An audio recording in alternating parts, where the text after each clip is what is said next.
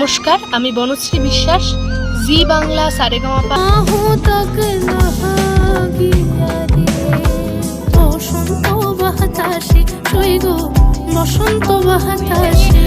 কিসের ঘরের একটা নামটা শুরু করে দিয়েছিল বলতে। আচ্ছা ঠিক আছে। বনশ্রী বিশ্বাস, বন্ধুরা, যাকে জহুরির মতো একদম মাটি থেকে হিরে খুঁজে বের করেছি।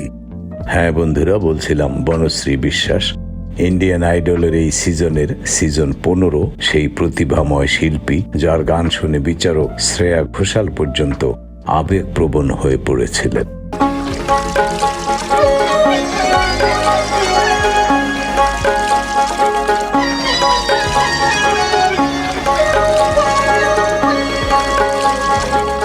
এবং বনশ্রী বাংলাদেশের একটি অত্যন্ত জনপ্রিয় ফোক গান দিয়ে শুরু করে ওই একই তালে একই লয়ে হিন্দি গানে চলে গিয়েছিল, যেটি দর্শক, শ্রোতা এবং বিচারকদের দ্বারা বিপুলভাবে প্রশংসিত হয়েছিল।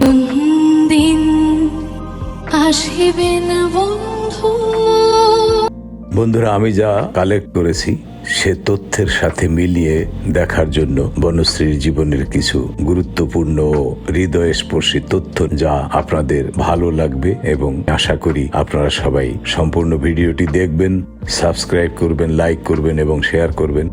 এমনকি বাচ্চাগুলো পর্যন্ত আমাকে নামটা জিজ্ঞেস করে। হ্যাঁ বন্ধুরা, আমি প্রতিটি ভিডিওতে আমি বলে থাকি যে আসলে আমি বৃদ্ধ মানুষ, আমার বাংলা উচ্চারণের ভুল ত্রুটি ক্ষমা করে দেবেন।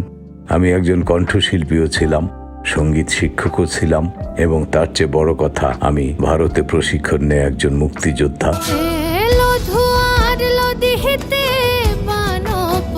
তো চলুন তাহলে বনশ্রী বিশ্বাস সম্পর্কে কিছু জানা যাক। এক জীবন সংগ্রামের প্রতিচ্ছবি বনশ্রী বিশ্বাস। পরিচয় ও আদি নিবাস। বনশ্রী বিশ্বাস মূলত পশ্চিমবঙ্গের মেয়ে, একদম মফস্বল থেকে উঠে আসা এক লড়াকু শিল্পী। পারিবারিক প্রেক্ষাপট, তার জীবনের গল্পটা খুব সংগ্রামের। প্রতিভার স্বীকৃতি। ইন্ডিয়ান আইডল 15 এর অডিশনে তিনি যখন কাহে ছাড়ে জেল ছাড়ে গানটি গাইলেন, তখন বিচারক কুমার শানু, শ্রেয়া ঘোষাল এবং বিশাল দাদলানি একদম স্তব্ধ হয়ে গিয়েছিলেন।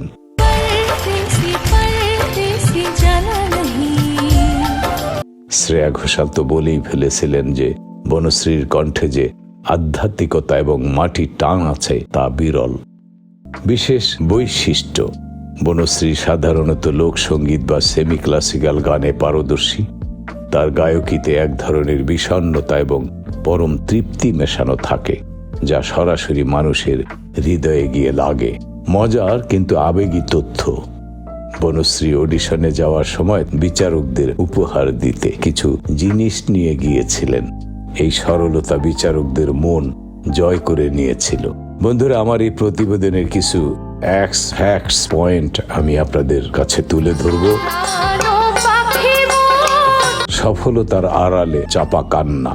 বনশ্রীর বাবা যখন বলেন যে তিনি মেয়ের গানের তালিম বা যাতায়াতের খরচ জোগাতে হিমশিম খেতেন, সেই অংশটি আমার ভিডিওতে হাইলাইট করলে দর্শকদের চোখে জল আসবেই। স্বপ্ন পূরণ। বনগাঁর অলিগলি থেকে মুম্বাইয়ের গ্ল্যামারাস মঞ্চ, এই জার্নিটা তুলে ধরি। চলুন।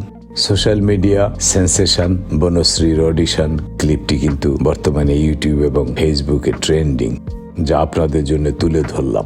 বনশ্রীর বাবা তার গুরু নিয়ে কোনো বিশেষ তথ্য কি পেয়েছেন? এই তথ্যগুলো ভিডিওতে একটা পার্সোনাল টাচ যোগ করবে, বিশেষ করে তার অঙ্কের ভয়, মোমো প্রীতি আর শাড়ি পরার শখ। 85। এই ছোট ছোট বিষয়গুলোই দর্শকদের শিল্পীর সাথে আত্মিকভাবে যুক্ত করে। তবে একটা ছোট্ট কিন্তু গুরুত্বপূর্ণ সংশোধন আছে ভাই, অর্থাৎ দর্শকদের নির্ভরযোগ্যতা আরো বাড়িয়ে দেবে।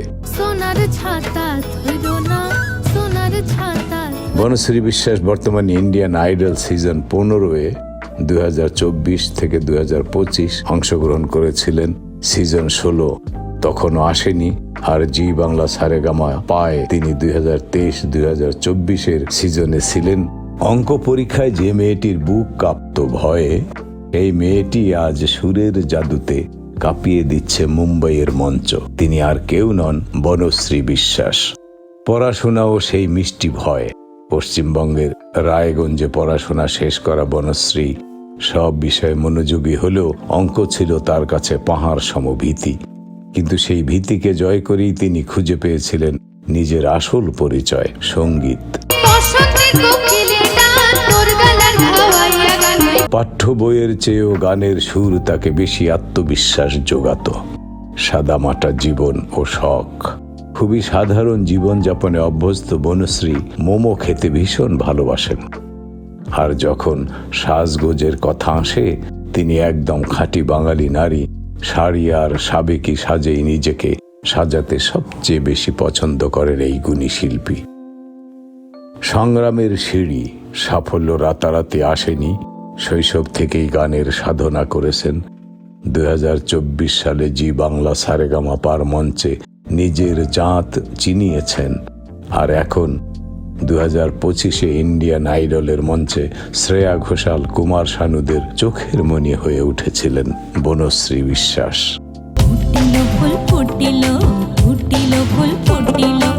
সবাই কি সব জানতা হয়? কেউ অঙ্কে কাঁচা তো কেউ বিজ্ঞানে, কিন্তু কারো কারো গলায় থাকে স্বয়ং সরস্বতীর বরদান।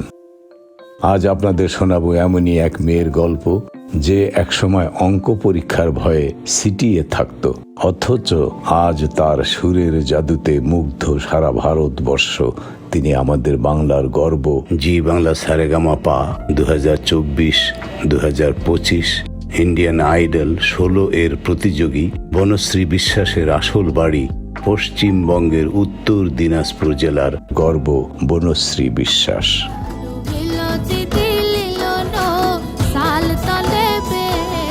শৈশব ও সেই মিষ্টি ভয়। জি বাংলা সারেগামাপা 2024-2025 ইন্ডিয়ান আইডল 16 এর প্রতিযোগী বনশ্রী বিশ্বাসের আসল বাড়ি পশ্চিমবঙ্গের উত্তর দিনাজপুর জেলার রায়গঞ্জে। পশ্চিমবঙ্গের রায়গঞ্জের জল হাওয়ায় বেড়ে ওঠা বনশ্রীর স্কুল জীবন ছিল আর 10টা সাধারণ মেয়ের মতোই। সব বিষয়ই পড়তেন মনোযোগ দিয়ে, কিন্তু অঙ্ক বইটা সামনে এলেই তার কপালে ভাঁজ পড়ত। অঙ্ক তার কাছে ছিল এক বড় চ্যালেঞ্জ। কিন্তু জানেন কি, যে সময়টা তিনি অঙ্কের পেছনে দিতে পারতেন না, সেই সময়টা তিনি উজাড় করে দিতেন গানের পেছনে। সুরের জগতই ছিল তার আসল ঠিকানা, যেখানে তিনি খুঁজে পেতেন আত্মবিশ্বাস আর পরম সুখ।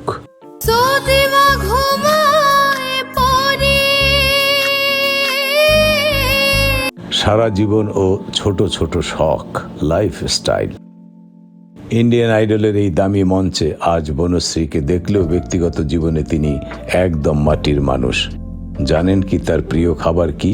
এক প্লেট গরম গরম মোমো হলেই বনশ্রী খুশি। আর সাজগোজের কথা বললে তিনি একদম খাঁটি বাঙালি নারী। সাবেকি শাড়ি আর ট্র্যাডিশনাল মেকআপেই তিনি নিজেকে সবচেয়ে সুন্দরভাবে ফুটিয়ে তুলতে ভালোবাসেন। সংগ্রামের সিঁড়ি ও সঙ্গীত যাত্রা, সিঙ্গিং জার্নি।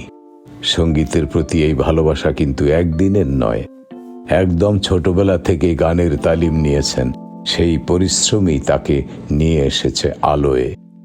2024-2025 সালে জি বাংলা সারেগামাপার মঞ্চে তিনি প্রথম নজর কাড়েন। তার সেই নিষ্ঠা আর কঠোর সাধনা তাকে পৌঁছে দিয়েছে 2025 সালের ইন্ডিয়ান আইডল সিজন 15 এর সেরা মঞ্চে। আজ বিচারক থেকে শুরু করে সাধারণ মানুষ সবাই তার কণ্ঠে খুঁজে গান, মাটির সোঁদা গন্ধ।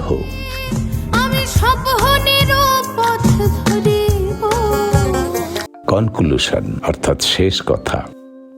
বনশ্রী বিশ্বাস আমাদের শেখান যে জীবনের দুর্বলতাগুলোকে ভয় না পেয়ে নিজের শক্তিকে চিনে নিতে হয়। অঙ্কের খাতায় শূন্য পেলেও যে গানের সুরে পৃথিবী জয় করা যায়, বনশ্রী বিশ্বাস তার জীবন্ত উদাহরণ।